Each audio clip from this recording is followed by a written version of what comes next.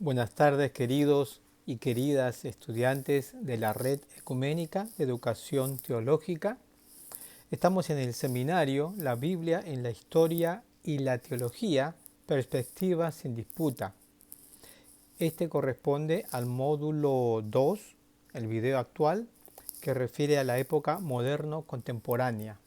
Estamos en la semana 3 de la unidad 2, cuyo título es El surgimiento del movimiento fundamentalista.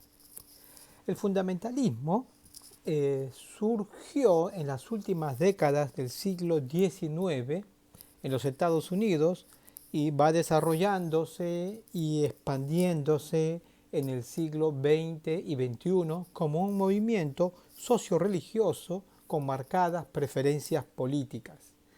Al analizar este periodo de la historia en nuestro continente, hay quienes han relacionado el fundamentalismo al movimiento avivamientista estadounidense y señalado también sus diferencias.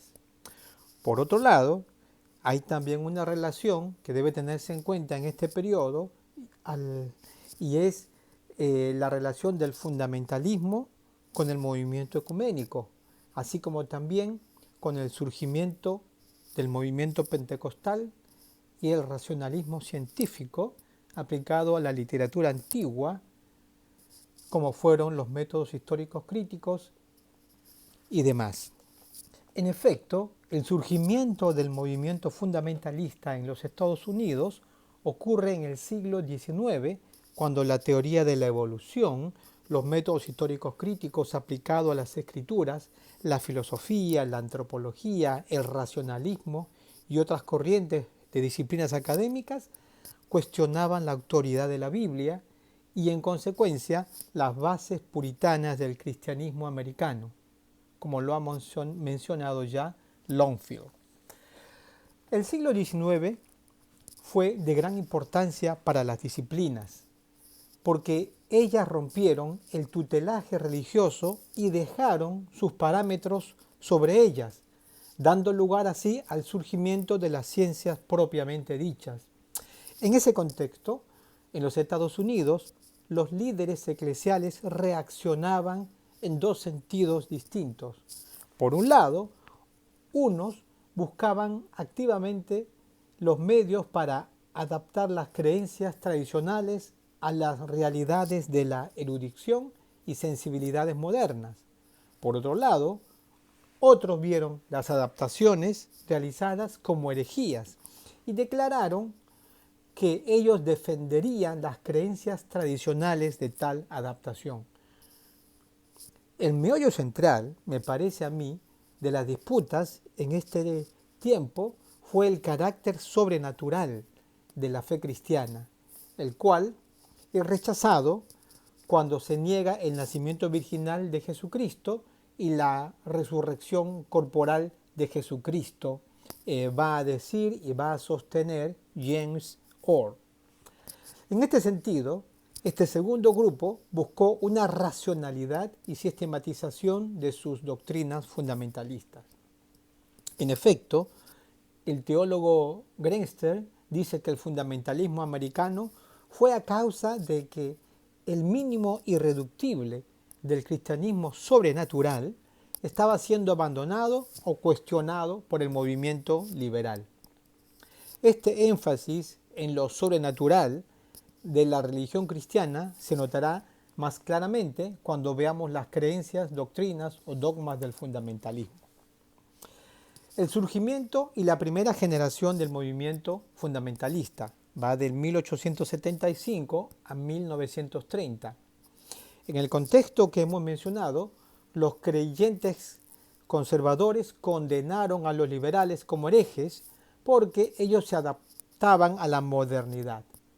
Este primer grupo buscó nuclearse alrededor de 1870 en lo que fue llamado Reunión de Creyentes para el Estudio Bíblico en Nueva York. Este fue el comienzo de las reuniones para las conferencias bíblicas y las conferencias proféticas, que además de ayudarles a encontrar su identidad doctrinaria, les proveyó también de una plataforma y oportunidades para organizarse. Con la presidencia de estas conferencias de James Brooks, comenzaron en Nueva York en 1875 estas conferencias bíblicas, y luego en Niágara, en Ontario, en 1883 hasta el 97, cuando muere Brooks. Brooks y otros líderes del movimiento respondían a las posturas liberales. Los líderes de este movimiento estaban interesados en la escatología, de modo que convocaron a la primera conferencia profética internacional en 1878 en la Holy Trinity Episcopal Church en Nueva York. En medio de diferencias internas, Brooks escribió una declaración de 14 creencias y posturas en 1878. En ese año, en 1878, la Conferencia Bíblica en Niágara adoptó 6 posturas teológicas como una confesión de fe en reacción a las posturas liberales, que llegaron a ser el cuerpo más adelante del fundamentalismo, el cuerpo doctrinal. Y estas son 6, al menos voy a mencionar estas 6. La inspiración total e inerrante de las Escrituras, la deidad de Jesucristo, el nacimiento virginal de Jesucristo, el sacrificio expiatorio de Jesucristo, la resurrección física de Jesucristo, la segunda venida premilenial de Jesucristo. En el año 1890, ellos incorporaron bajo las leyes de Canadá la declaración de Brooks de 14 puntos al nombre oficial de las Conferencias Bíblicas de Niágara. Este grupo fundamentalista tuvo una serie de publicaciones, como fue la revista Truth de James Brooks, el periódico Our Hope y el libro Jesus is Coming de Williams a Blackstone en 1886. Este último llegó a ser muy popular entre el movimiento de esos años. Por su lado, los presbiterianos contribuyeron con The Bible Student and Teacher and The Bible Champion. Sin embargo, a pesar de estas publicaciones que llegaron a ser populares, hubieron 2 que llegaron a ser la columna vertebral con respecto a la literatura del movimiento fundamentalista que determinó su mentalidad. La primera fue la Biblia Scofield, con ideas que Scofield había desarrollado en muchos años de conferencias y escritos. Esta Biblia Scofield llegó a ser la referencia bíblica estándar para los fundamentalistas.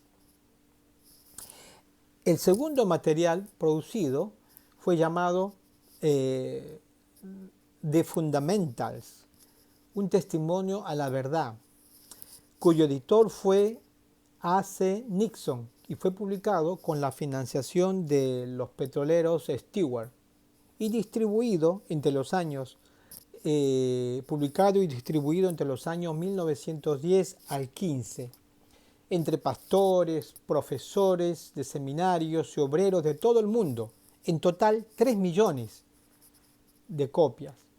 Esta colección de 20 volúmenes con 90 artículos y 64 autores, entre estadounidenses, británicos y canadienses, tuvieron un propósito específico: la restauración de las enseñanzas teológicas cristianas conservadoras. Un analista del fundamentalismo, Ward, ha dicho que la importancia de los fundamentals está en que llegó a ser la Biblia del fundamentalismo, influenció en la definición del nombre del grupo y estableció 5 de sus doctrinas. Los autores de los fundamentals fueron eruditos, fueron pastores y fueron laicos, representantes de posturas obviamente conservadoras y milenaristas que defendían estos dogmas. Específicamente, por lo menos menciono acá, que los fundamentals se refieren a 7 temas en particular. El primero, la cristología; el segundo, la escatología; la revelación bíblica; el evangelismo; la creación; el modernismo; testimonios personales, además. Este material, si bien es cierto, tuvo una primera publicación bastante larga, hubieron otras que sufrieron una serie de trabajos de edición. En efecto, por un lado, los artículos referentes a la inspiración bíblica uniformemente aglutinaron una fuerte defensa de la completa inerrancia de las Escrituras y tendió a aproximarse a la teoría del dictado, dice James Gray. Por otro lado, dice también él, hubo un control, Gray sostiene que hubo un control milagroso por la Biblia, de modo que fue casi una transcripción de la mente de Dios. Por otro lado, los pocos artículos referentes a la religión y la ciencia muestran a este punto que dentro del movimiento fundamentalista emergente hubo una cierta tolerancia para una posición que argumentara por la compatibilidad de ciertas formas de la teoría de la evolución y los registros bíblicos, como lo expresan los artículos de George Frederick Wright, un geólogo de Oberlin College, y también de James Orr, de la Iglesia Unida Libre de Glasgow. Estas posturas, sin embargo, fueron retiradas de la edición de 1958 y 1990. El carácter apologético de los fundamentals y del movimiento fundamentalista era muy claro, contra el liberalismo que cuestionaba el carácter sobrenatural de la fe cristiana.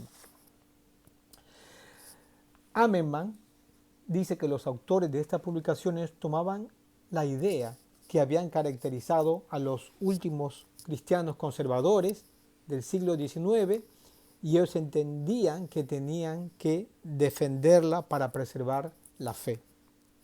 Pero ¿quiénes son los fundamentalistas?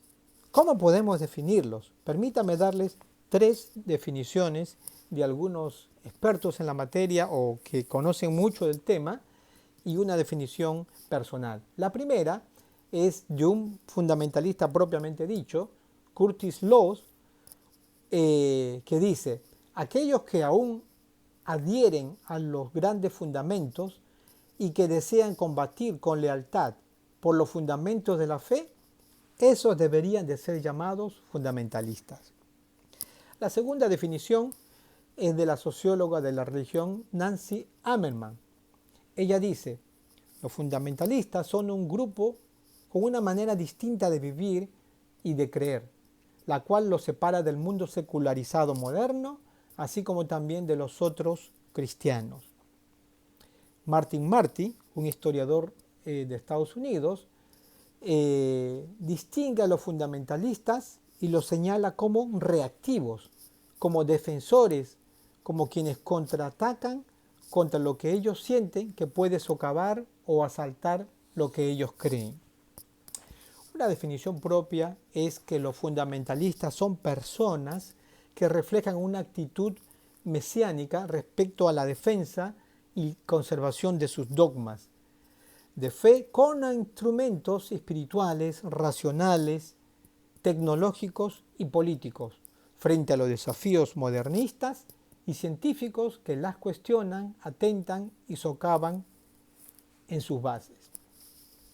El movimiento fundamentalista, si bien es cierto empezó a fines del siglo XIX, está todavía y es presente en nuestro tiempo y ha pasado por diferentes etapas.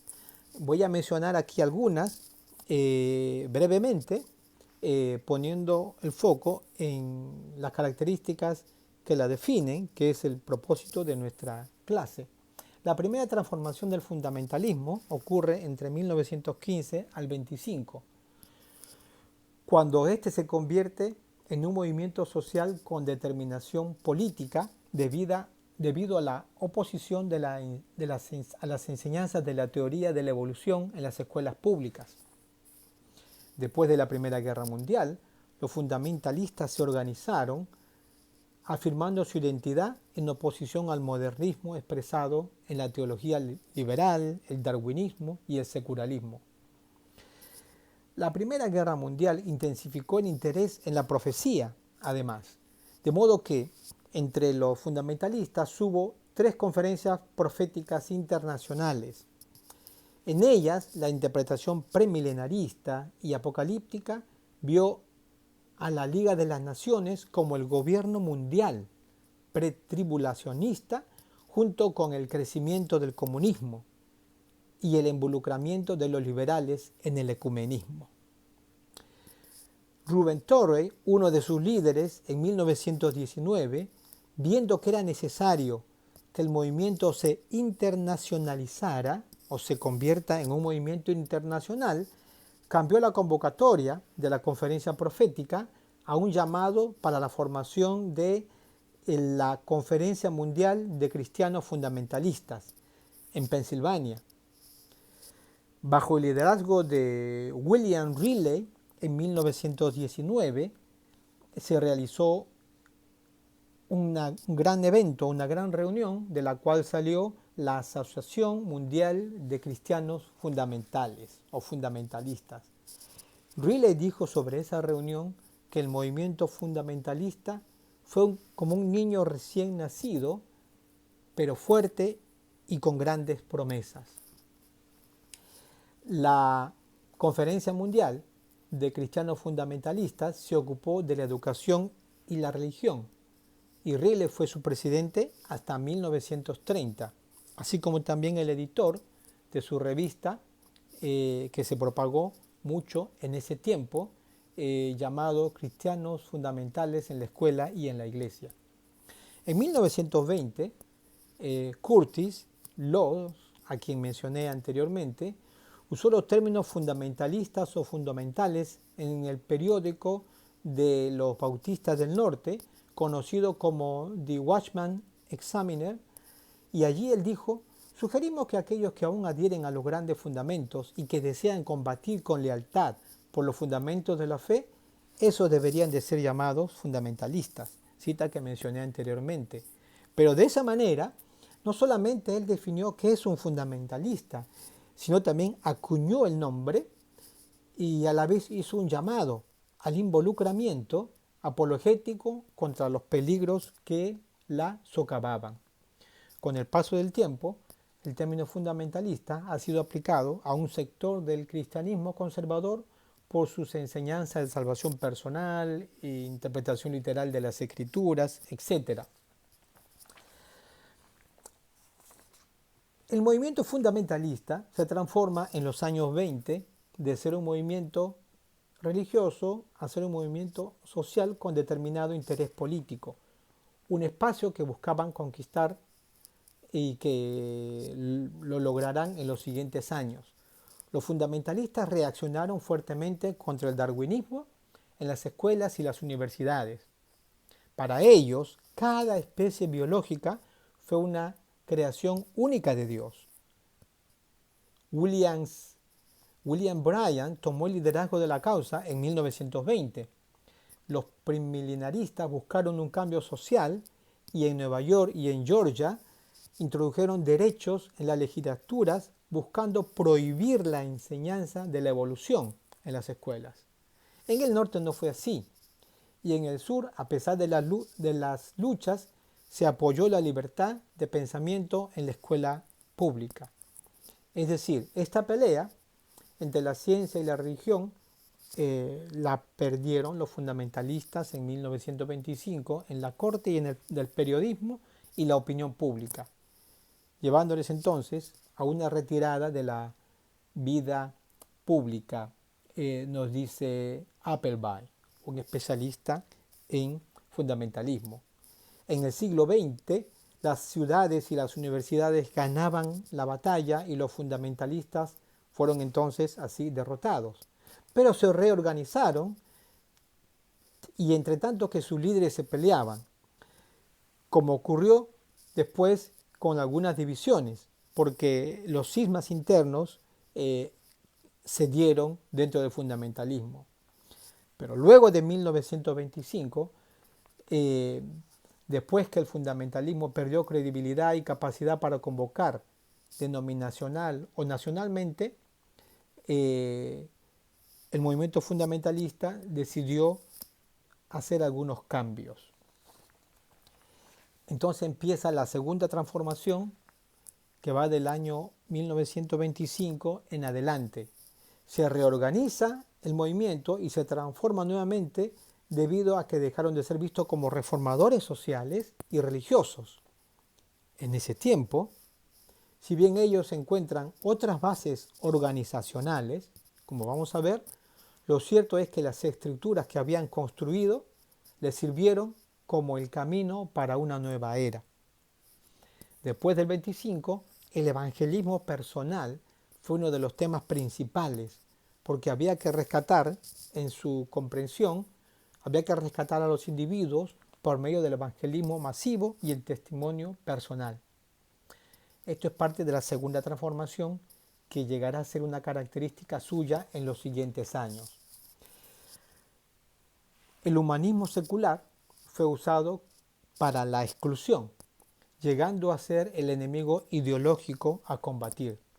En esa lucha hubo varias instituciones educativas que cumplieron una función de adoctrinamiento con sus estudiantes, entre los que estaban el Instituto Bíblico Moody en Chicago, el Instituto Bíblico de Los Ángeles, pero por otro lado, Wheaton College mantuvo su conservadurismo, pero sus líderes se movieron de un evangelicalismo centrado a un fundamentalismo agresivo en el siglo XIX.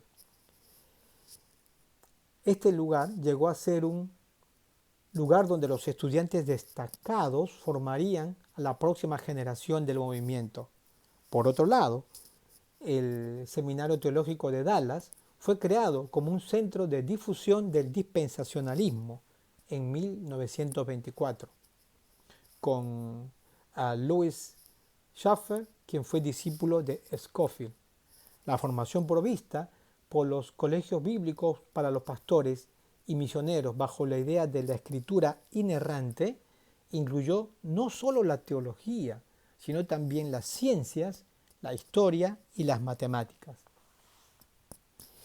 Entonces nos encontramos aquí que llegamos a una segunda generación de fundamentalistas, que va de 1930 en adelante hasta el 49. En esta segunda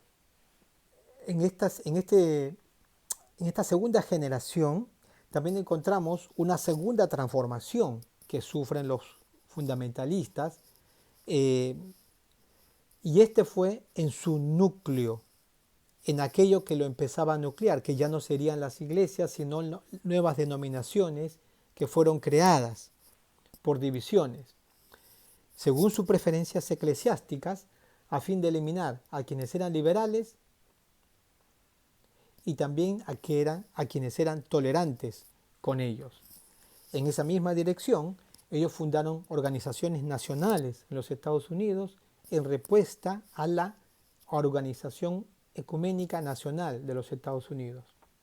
Estas son partes de la transformación de los fundamentalistas en este periodo. En la década de los 30, las principales denominaciones del norte estuvieron dominadas por el modernismo, ante lo cual los fundamentalistas optaron por la separación.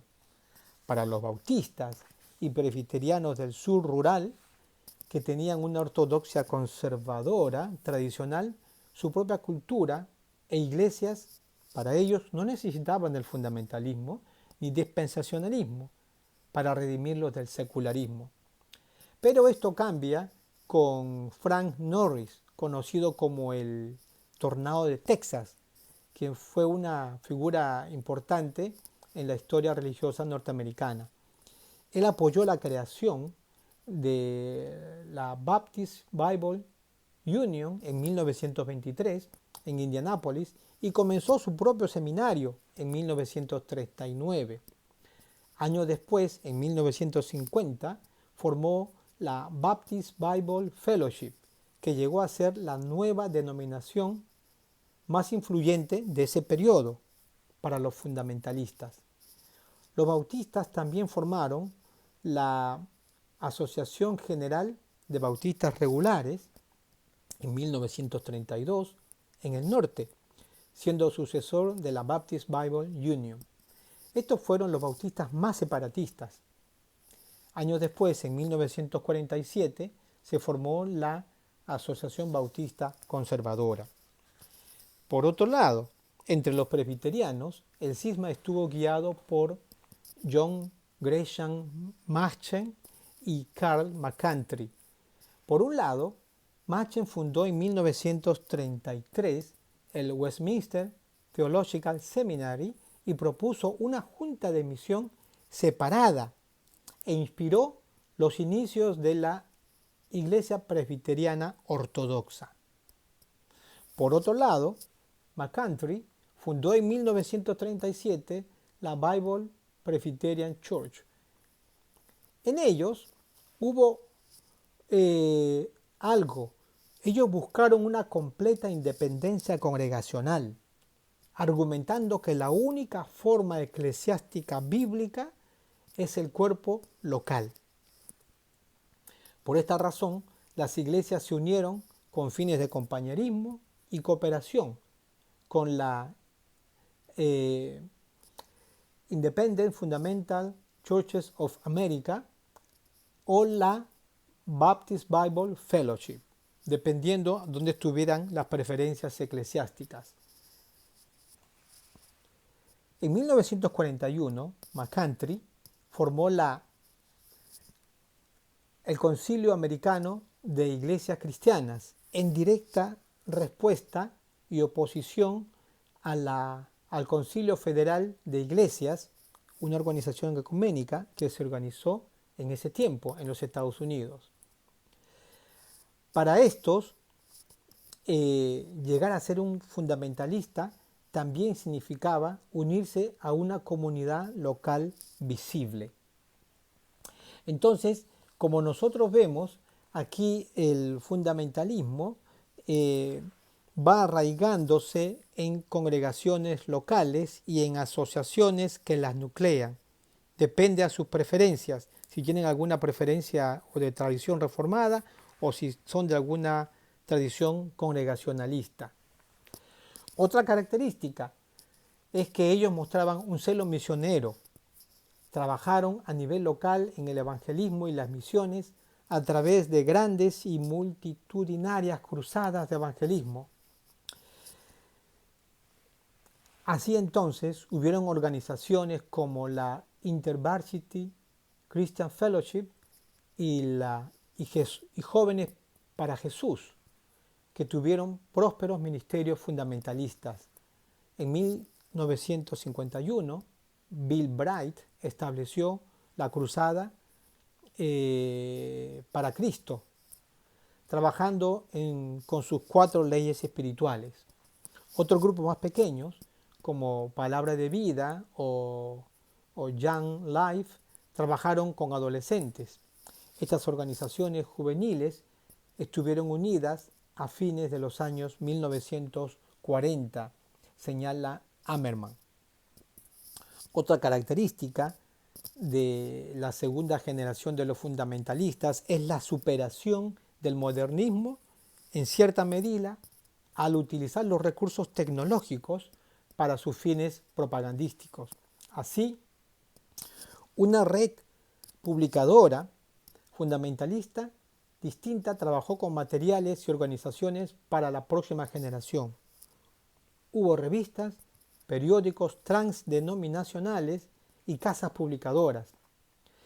Por otro lado, hubieron también programas de radios como el programa de radio llamado Radio Revival Hour, así como también cuando en 1950 aparece la televisión, los predicadores famosos como Billy Graham, Ren Hubbard y Oral Roberts supieron adaptar su estilo usual y al formato de las exigencias de la pantalla pequeña, señala también Hamerman. Algunos fundamentalistas se pronunciaron más políticamente y con cierto racismo cultural. En Wichita, Kansas, Winrod formó la organización llamada Los Defensores de la Fe Cristiana para combatir la enseñanza de la evolución en las escuelas y otras amenazas para el cristianismo. Winrod interpretó la crisis política y económica de los años 30 en los Estados Unidos como una crisis espiritual y como una señal de los últimos tiempos. A la mitad de la década concluyó que el anticristo podía ser judío, señala también Hamerman. Entre los años 30 y 40 el fundamentalismo cambia porque, si bien es cierto, hasta esa fecha los términos fundamentalistas y evangélicos podían usarse de manera intercambiable, a partir de los fines del 40, esos términos comenzaron a tener distintos significados, básicamente por el relacionamiento con la cultura. Es decir, algunos asumían la relevancia cultural y otros la separación cultural. La separación cultural se mantenía con los fundamentalistas y la relevancia cultural estaba más con los evangélicos. Entonces se dividen en dos grupos, ¿no es cierto? McCarthy era el más separatista de todos, a pesar de que había seguido a Gresham Machen de Princeton a Westminster en 1929. Ellos tenían diferencias, siendo la más importante de ellas el dispensacionalismo. McCarthy quería un movimiento que sea completamente libre de corrupción de afiliación denominacional y abierto a los dispensacionalistas de todas las denominaciones. Es decir, él propuso el dispensacionalismo como elemento central de su grupo. Por otro lado, en el 37, McCarthy funda la Iglesia Presbiteriana Bíblica y el Seminario Teológico de Fe.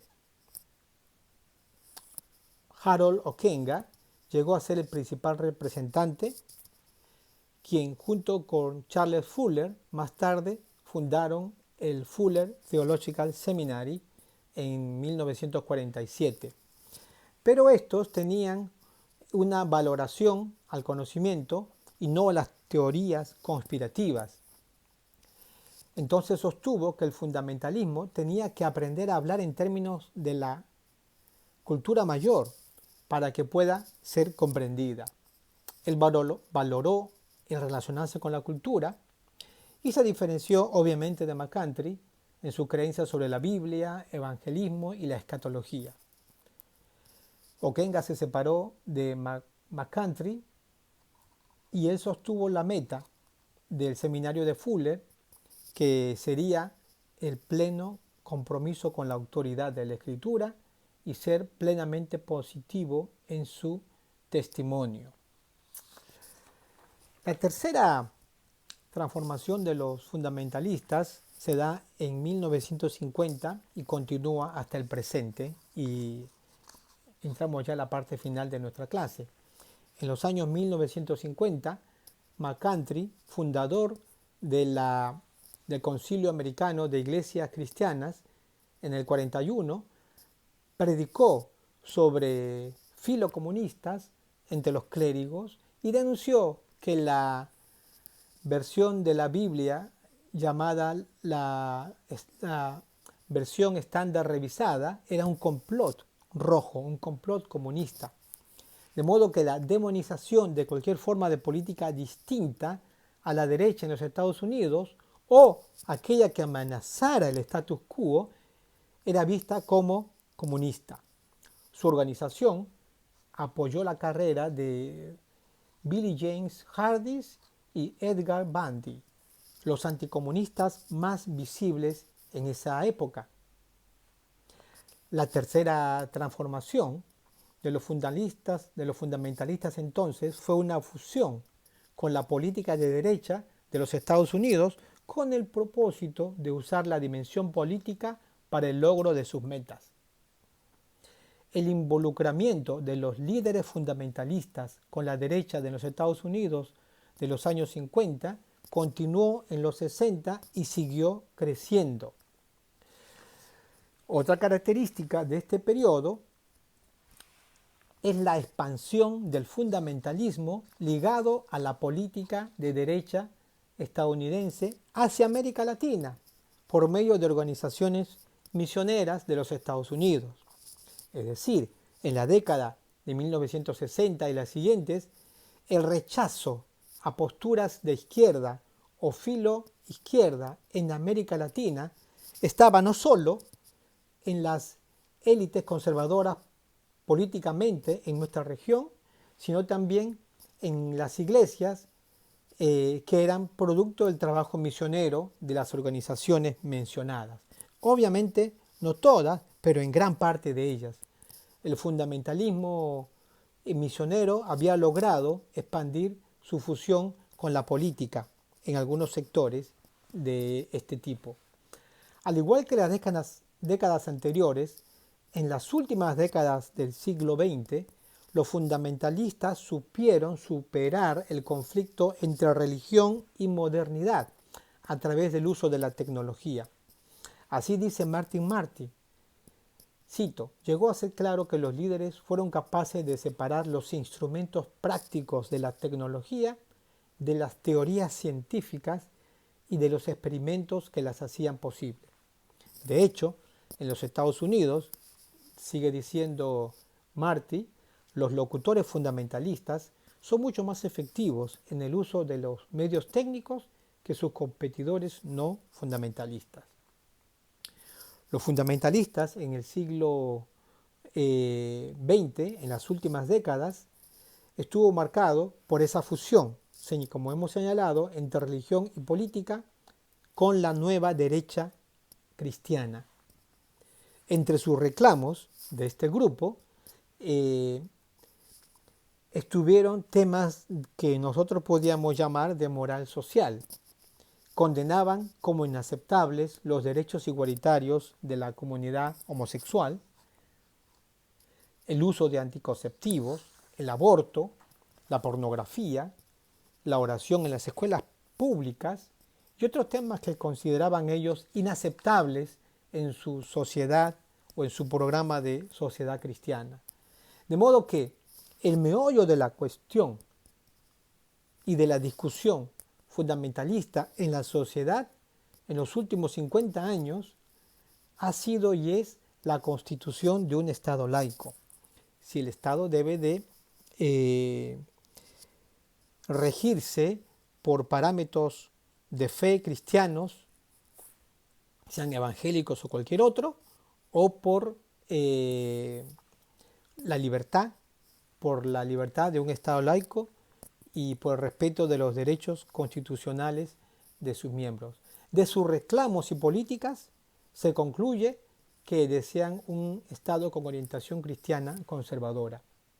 Finalmente, en casi el cuarto de siglo del que nos toca vivir, el siglo XXI, el fundamentalismo en los Estados Unidos no ha cambiado respecto a sus dogmas, aunque sí los ha expandido, ganando terreno en la esfera social por medio de sus políticas de moralidad sexual. La fusión con la política de la derecha cristiana le ha dado victorias en distintos lugares en los Estados Unidos, como por ejemplo en los casos con el presidente Bush, con el presidente Trump,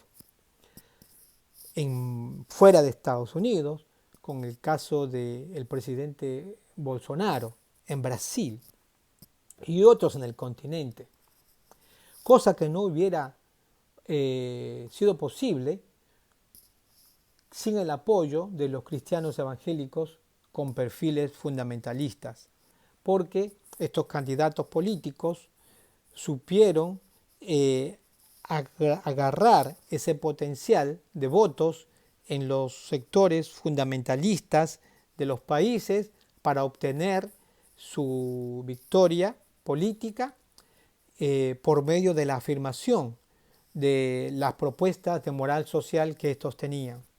Y viceversa, los fundamentalistas usaron a estos líderes políticos, candidatos políticos, para poder establecer sus propuestas de moralidad sexual y otras más. Muy bien, hasta aquí la clase de hoy. Espero que podamos tener una oportunidad de diálogo sobre lo expuesto. Muchas gracias.